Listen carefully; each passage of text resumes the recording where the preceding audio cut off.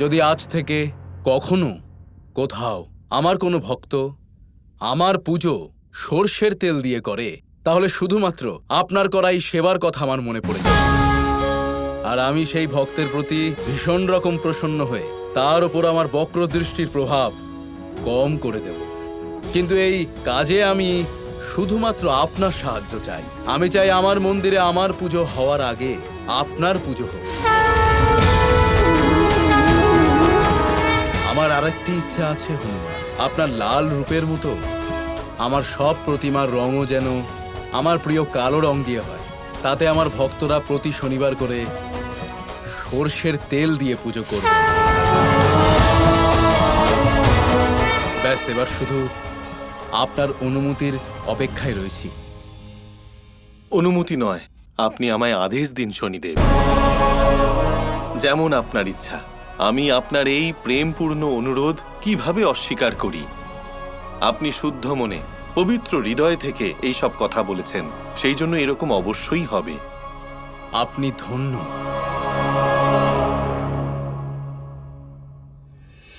যদি শ্রীকৃষ্ণ কিছু করে থাকেন, তার মানে হলো নিশ্চয়ই তার পিছনে জগৎ সংসারের কল্যাণ লুকিয়ে আছে। আমার আরাধ্য, তার পূর্ণ জীবন তো সেবাচ্ছন্ন। যেহেতু এই সম্পূর্ণ ঘটনাক্রমে শ্রীকৃষ্ণ প্রত্যক্ষভাবে এসে সাহায্য করতে পারতেন না, তাই উনি শনিদেবকে ডেকে পাঠালেন। সেই রকমই ভবিষ্যৎ সময়ে যখন শ্রীকৃষ্ণ প্রত্যক্ষভাবে থাকবেন না, তখন পৃথিবী এবং পৃথিবীবাসীকে রক্ষা শনিদেবই করবেন। এবার আমাকে আজ্ঞা দিন হনুমান। জয় শ্রীরাম। জয় প্রভু শ্রীরাম।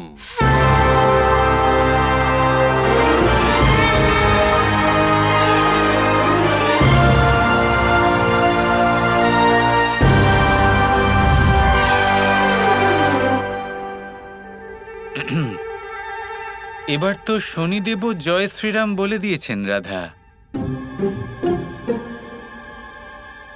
কিন্তু দ্বারকা যা বলতে চায় সেটাই বলবে। এখানে রাম নয়, কৃষ্ণের ভক্তি হবে, কৃষ্ণের জয় জয়কার হবে।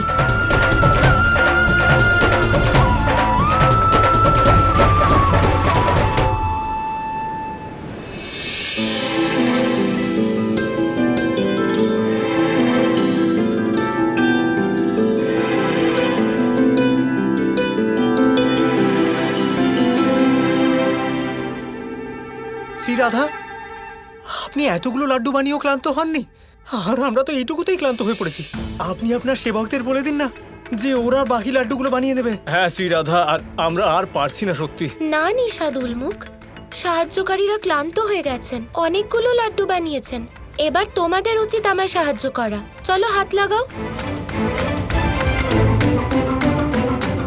এতগুলো লাড্ডু বানালাম আমরা, মানে নিশ্চয়ই কয়েকটা খেতে পারবো। না, এগুলো তোমাদের দুজনের জন্য নয়, এগুলো সব আমাদের প্রিয় শ্রী হনুমানের জন্য। শ্রী হনুমানের জন্য? কিন্তু উনি তো আপনাকে আহ্বান জানিয়েছেন শ্রী রাধা। তাহলে এতগুলো লাড্ডু ওনার জন্য কেন? প্রতিযোগিতার বিষয়টা আলাদা, আর বাড়িতে আসা অতিথিদের ব্যাপারটা আলাদা। এটাই তো আমাদের পরম্পরা। হ্যাঁ শ্রী রাধা, এতগুলো লাড্ডু যখন বানিয়েছি আরো অনেকগুলো বানিয়ে দেবো। আর হ্যাঁ, এই লাড্ডুগুলো আমার কাছে ওনার পরাজয়ের দুঃখ কম করে দেবে। মনে আছে আগের প্রতিযোগিতায় কি হয়েছিল? কৃষ্ণের বাঁশির আওয়াজ শুনে উনি হতবাক হয়ে গিয়েছিলেন। এবার নিশ্চয়ই উনি ওনার পরাজয় নিজেই স্বীকার করে নেবেন। হ্যাঁ।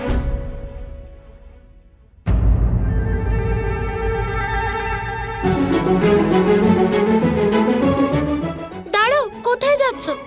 কোথায় গেল? প্রণাম দেবী রাধা।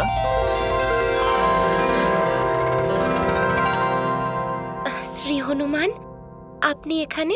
আর কোথায় যাব? আপনার বানানো এই সমস্ত সুস্বাদু লাড্ডুর গন্ধ আমাকে এখানে টেনে নিয়ে এলো দেবী রাধা।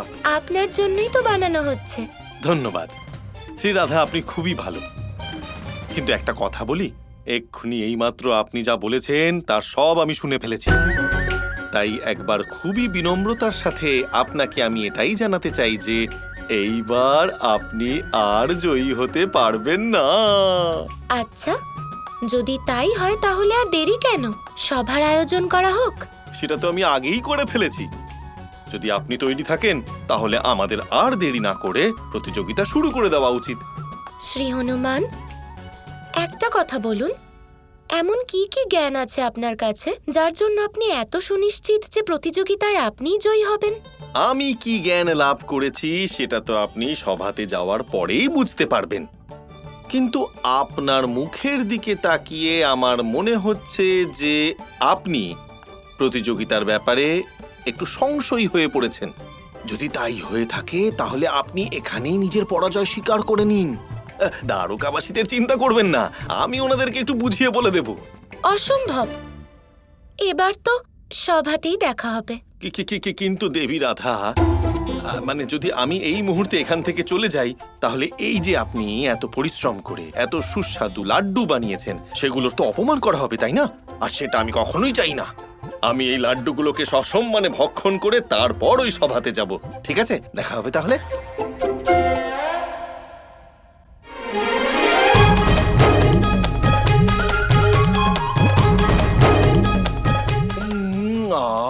কি জানি এমন কোন ব্রহ্মজ্ঞান লাভ করেছেন উনি যে নিজের সাফল্য নিয়ে এত সুনিশ্চিত।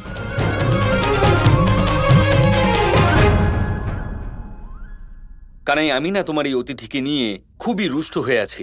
কেন? কানাই, লাড্ডুর জন্য উনি আমাকে মানে দ্বারকার সেনাপতিকে বন্দি করে রেখে দিয়েছিলেন। আর দেখো এখন কিরকম আনন্দ করে একা একা লাড্ডু খাচ্ছেন। আরে এখনো তো অনেক কিছু হওয়া বাকি রয়েছে আপনার সাথে, মানে অনেক ভালো কিছু হওয়া বাকি রয়েছে।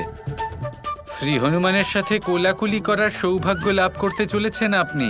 আপনি এটাই চেয়েছিলেন না? তাহলে কি শ্রী হনুমান নিজের ভুল বুঝতে পেরেছেন? হতেই পারে। কানাই, তাহলে তো আমাদের তাড়াতাড়ি দ্বারকা সভাতে যাওয়া উচিত, তাই না? এখনই দ্বারকার সভাতে যাওয়ার সময় আসেনি। আরে এখন আবার কিসের জন্য অপেক্ষা করছো তুমি? 3, 2, 1।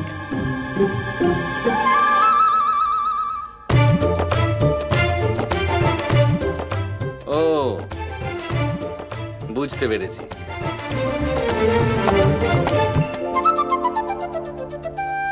কৃষ্ণ, আরে তুমি এখানে কখন এলে? শ্রী হনুমান তো দেখছি খুবই আত্মবিশ্বাসে ভরপুর। আমায় জিজ্ঞেস না করেই দ্বারকাবাসীদের সভায় ডেকে নিয়েছেন। কি জানি এমন কোন জ্ঞান প্রাপ্ত করেছেন উনি। কি বললে তুমি? উনি সমস্ত দ্বারকাকে সবার জন্য আমন্ত্রণ জানিয়ে দিয়েছেন, আমাকে না জিজ্ঞেস করে? আরে আমি তো নির্ণায়ক, কিন্তু তা তো মনেই হচ্ছে না। কি, তোমাকে এই ব্যাপারে কিছু জানানো হয়নি? এত আত্মবিশ্বাস! সত্যি কৃষ্ণ, আমার তো শ্রী হনুমানকে ভয় লাগছে। একটা কথা বলি, বলো। তুমি দ্বারকার রাজা হওয়ার আগে থেকে আমার পরম সখা এবং প্রেমিক হও। হ্যাঁ, তা তো বটেই, কিন্তু তার সাথে প্রতিযোগিতার কি সম্পর্ক? একটা কথা দাও আমায়। কি রকম কথা? যদি তুমি আমায় শ্রী হনুমানের সামনে পরাজিত হতে দেখো, তাহলে তুমি ওনাকে কোনো যুক্তি দিয়ে বোঝাবে যাতে উনিও জয়ী না হন।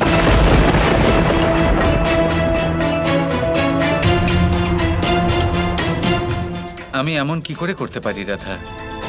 আমি তো নির্ণায়ক, আমার পক্ষে এটা সম্ভব নয়। আমি কিছু জানি না।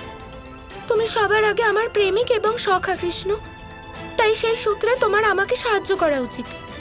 দেখো, যা খুশি করো না কেন, তোমার যে যুক্তি মাথায় আসবে সেটার দ্বারাই তুমি আমায় সাহায্য করো।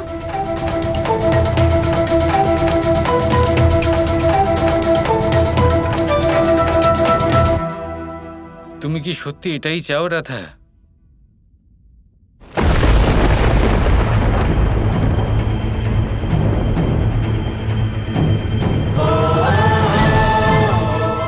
কথা দিলাম, যেরকম তুমি চাইছো সেরকমই হবে রাধা।